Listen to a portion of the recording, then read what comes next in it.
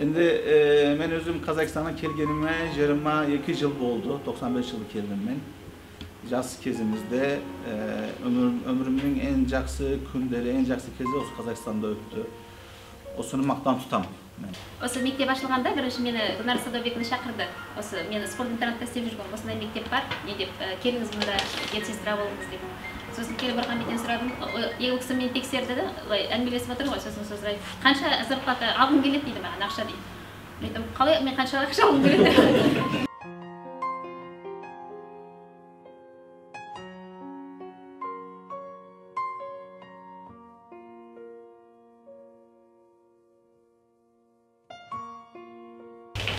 Орхан Бей есіктің алдында қарсы алып, есіңізде ме Орхан Бей? Келгенде мен осы лицей ашылды деп өмір бойы армандап жүрдім. Лицей, осындай қазақ-түрік лицей неге бізде ашылмайды екен деп. Ашылған күн ашылғанда сразу объявлениені көріп жүгіріп келіп Орхан Бейге келіп, мен сіздерге дәрігер болып жұмыс істегім келеді дегенде, қазірден бастап уже кірісе беріңіз деді. Мырза деп айтады, Айдарбек мырза деп ешкім оғым келген ешкім айтып көріп жатты. Осы жерде тұрған көбісі біледі. Ауылдан қалаға ерігіп келген жоқпыз. Біз баламызды емдеу үшін осында келгенбіз де. Орхан Бей, сіз сондай қайраттысыз, өйткені бұл мектепте біз келгенде не болды ғой?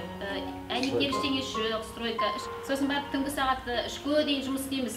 Орхан Бей, барыңыздар дейді, біз енді бітіріп кетейікші, нетейікші деп. Сосын бәрімізге ақша береді, таксимен барыңдар, түнде жүрмеңдер деп.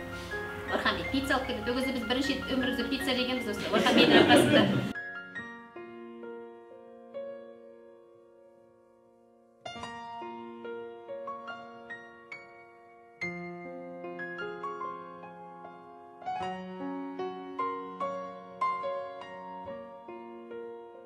Бірінші мен Ebru ханымға рахмет айтқым келеді. Таңертең кешке дейін осында жүрдіңіз, ол кісі үйде, басқа бөтен жерде, үйде сіз тосып отырады.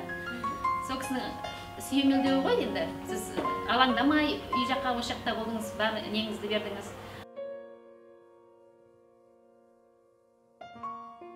Сосын бір күн Орхан Бейге бардым ғой. Орхан Бей, мен тәрбиешілеріңізіне бүйтіп жатыр деп бір кезде біз қатты ренжіп шығарам мен бүкіл воспитательдер, өзіңіз әкеліңіз, воспитательдер деп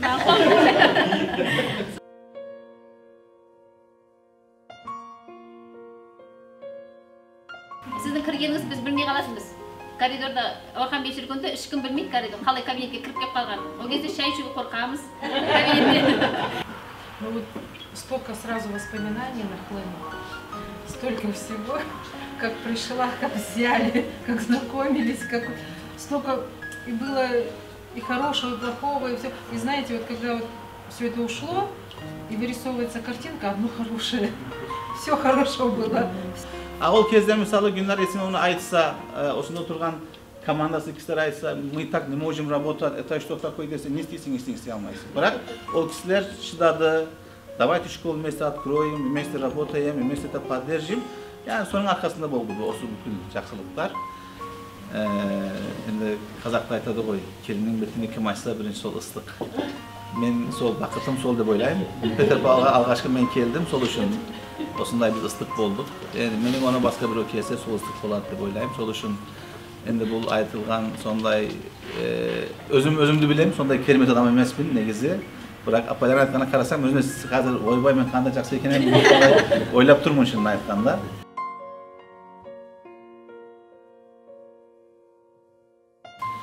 Ылғи айтам, Казакстан, қазақ халқы, қазақ елі әрқашан аман болсын. Біздің жүрегімізде орны бөлек, орны ерекше.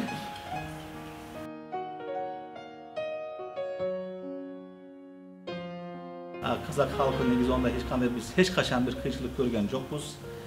100% ризамыз, басқаша болуы мүмкін емес.